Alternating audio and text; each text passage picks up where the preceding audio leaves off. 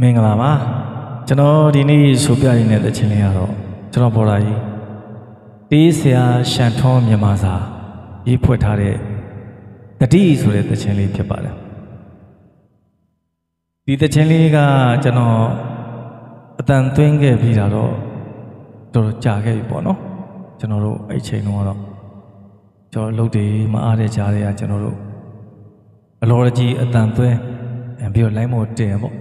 တော့အဲ့လိုလုပ်ခဲ့ကြတယ်ဒါမဲ့လို့ပြိတ္တသိတဲ့တခြင်းတစ်ပုဒ်တော့မဟုတ်ပါဘူးအခုတော့ဒီတခြင်းလေးကိုကျွန်တော်ကဆိုခြင်းစိတ်ပေါက်လာတဲ့အခါကျတော့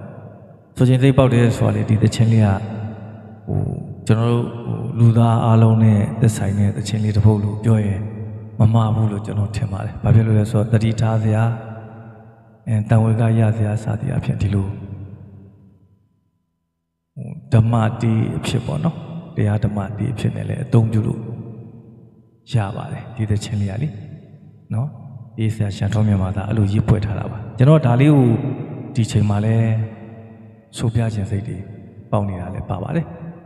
ကျွန်တော်အဲ့ဒါနဲ့ကျွန်တော်တကယ်ချင်းစီကိုအတီးလေးရှိရင် music လေးရှိရင်တကယ်ချင်းလှမ်းပို့ပေးပါအောင်အဲ့ဒါလေးဆိုခြင်းလို့ဆိုတော့သူကလှမ်းပို့ပေးပါတယ်ဒါပေမဲ့သူတီးထားတာကျွန်တော်အရင်တော့ဆိုတဲ့ပုံစံမဟုတ်ဘဲနဲ့အခောက်ရည်လေးကြီးလျှော့ပြီးတော့ဘာရှင်လေးဒါပြောင်းပြီးတော့သူတီးထားတဲ့သဘောမှရှိတော့ကျွန်တော်အဲ့တိုင်ကူဆိုရမှာပါအဲ့တော့အရင်တော့ပုံစံနဲ့မတူဘူးလို့ကျွန်တော်ပြောချင်တာပါနော်နည်းနည်းလေးအပြောင်းလဲလေးနည်းနည်းရှိပါမယ်နောက်တစ်ခုကကျွန်တော်အဲ့တုန်းကကျွန်တော်တို့ဆိုခဲ့တာစာသားပေါ့နော်ကျွန်တော်တို့စာသတိလာသတိသွားသတိနေသတိအဲ့လိုဆိုခဲ့တာအခုကျွန်တော်ပြန်နားထောင်ကြည့်တော့အဲ့လိုဆိုမဲ့အစားပူပြီးတင့်လျော်တော့လျော်ညီတော့သွားသတိလာသတိစားသတိနေသတိအိတ်သတိနိုးသတိအဲ့လိုလေးမြန်ဆိုလိုက်ရင်ကောင်းမလားဆိုတွေးပြီးတော့ကျွန်တော်တငယ်ချင်းစီကိုကျွန်တော်လှမ်းပြီးခွင့်တောင်းပါတယ်တငယ်ချင်းဒီစာသားလေးတော့ဒီလိုလေးတို့ပြောင်းဆိုလိုက်ရင်ပုံမကောင်းဘူးလားဆိုတော့ဟုတ်တာဗောတငယ်ချင်းငါတို့အရင်တော့အလော်ကြီးသွင်းခဲ့တာတို့သေချာပြမစစ်မဘူးဒီတိုင်းလေးကပို့အဆင်ပြေတာဗော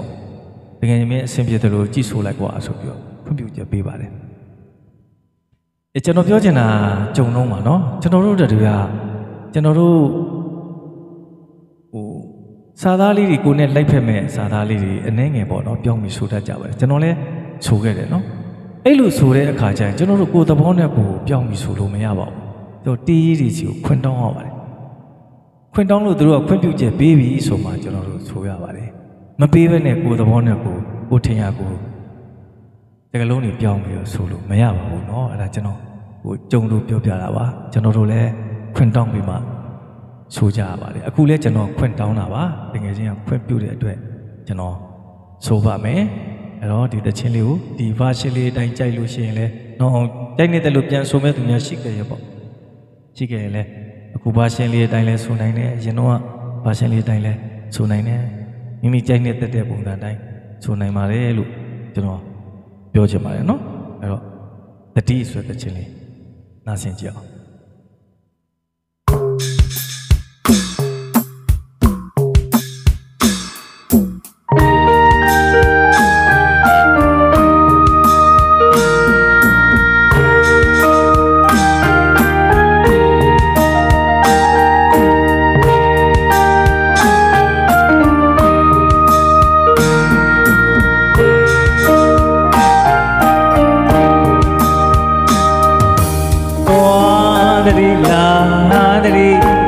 သာသတိနေသတိအိတ်လဲသတိနိုးလဲသတိအတိတရားနဲ့သတိထားကြပါသွားသတိလာသတိသာသတိနေသတိအိတ်လဲသတိနိုးလဲသတိအတိတရားနဲ့သတိထားကြပါဖရာတရားတန်ငါယေရနာသုံးပါးရင်ထဲမှာအမြဲထားကမမေ့ဖို့ရသတိပေးခြင်းနာမိမိစိတ်ကိုဖြူအောင်ထားတပါးသူအာညာတာကိုခြင်းစာမဟုတ်မဟတ်တွေမလုပ်ကြနဲ့ ဆုပ်ကတ်ထဲရောက်ချိန်မှာသွားတတိလာတတိစားတတိတတိအိမ်လဲတတိနိုးလဲတတိအတိတရားနဲ့တတိထားကြပါသူနေရာမှာငါသာဆိုဒီလိုအမြဲတွေ့ပါ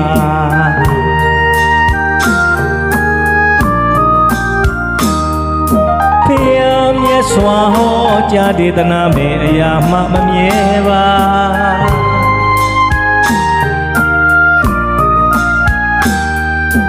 ကောင်းမှုတစ်ခုနေစဉ်ပြုအကုသိုလ်ခဲဝါ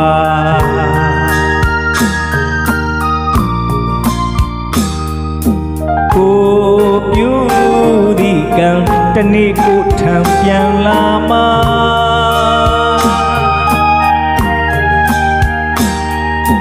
ကောင်းတာတွေးလို့ကောင်းတာလို့မကောင်းတာတွေရှောင်ရပါ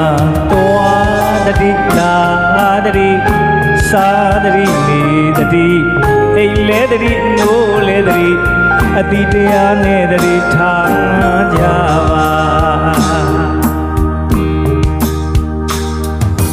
အိုလူသာခုတင်မေဘဝပဲနေရာဒေချာတတိထားတွေးကြည့်ပါအစဉ်သင်ဖြစ်ရဲ့လားမုတ်ချတနေသွားရမယ်လမ်းတွေပါရီပြင်ထား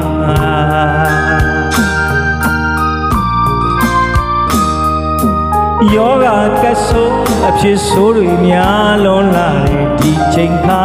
ရေပဲလေပဲမိပဲဘေးဒုက္ခတွေညာချိန်မှာ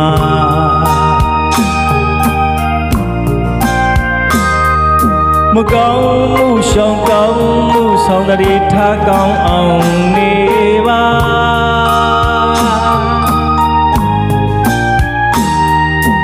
တတဝါအပေါင်းမေတ္တာပုတ္တရိနဲ့နေပါသွားတရိလာတရိသာတရိနေတရိ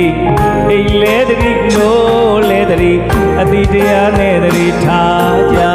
ပါ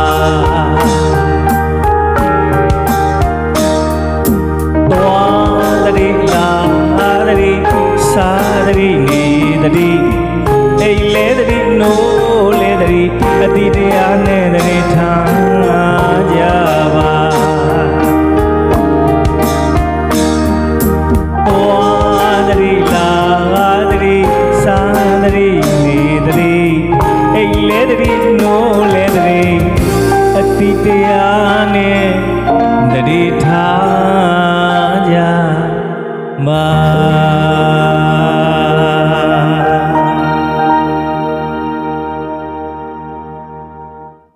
ကျေးဇူးတင်ပါတယ်